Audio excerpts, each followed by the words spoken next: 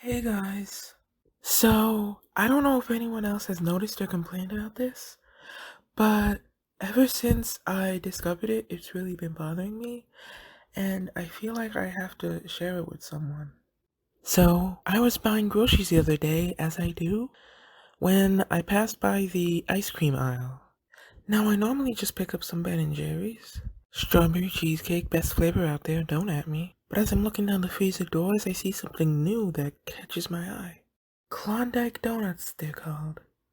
Now, if you don't know what a Klondike bar is, it's just a very basic ice cream bar. It's a square-shaped piece of ice cream coated in a thin layer of chocolate. Sometimes they add candy or different flavors, but that's pretty much it. Okay, got that? So, a Klondike donut is the exact same thing, but with a hole in the middle. Seriously, that's the only discernible difference. But I'm a sucker for a good promotional gimmick, so I pick up a pack just to see what the big deal is. Here's a picture of it. Aside from the drizzle of icing on top, there's one glaring difference that kind of sticks out at you. The giant gaping hole that's smack dab in the middle of it. Now, some of you might think I'm overreacting right now, but it's just so clear to me that this is just a big, huge marketing gimmick. See, the donut bars, they have this big ass cylinder cut out of the middle. So the bar you're eating has that cylinder's worth of ice cream missing from it. You may not think that's a big deal, but I did.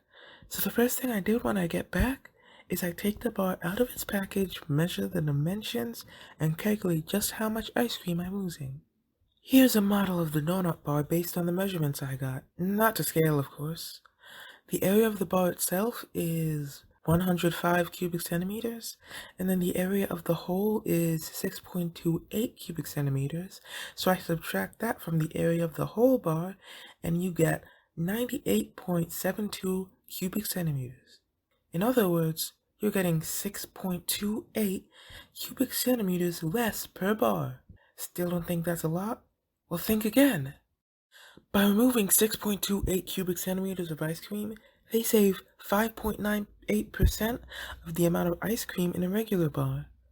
That also means that after making 16 donut bars, they would have saved enough ice cream to make a whole nother donut bar. And that means that after making 96 donut bars, they would have enough to make a whole pack of them. It goes even further though.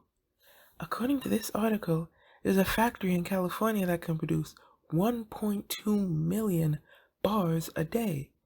If only 10% of that production was diverted into making donut bars, they would have enough left over from that to make an additional 7,633 donut bars. That's 1,272 packages of 6 just from cutting a hole in the middle.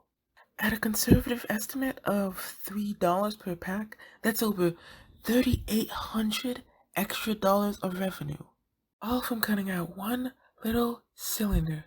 I can see a few objections to this. But no, there are different flavors, it makes them unique, they're donut bars, just look at the drizzle, Well, first, the flavors aren't all that unique. Here are some of the other bars that are made by the same company, have a similar flavor, and cost about the same amount. But wait, you're also getting more chocolate since you have to fill in the sides. Well, yeah, but if you take another look at the cylinder, you can see that it only amounts to an extra 12.56 square centimeters of chocolate.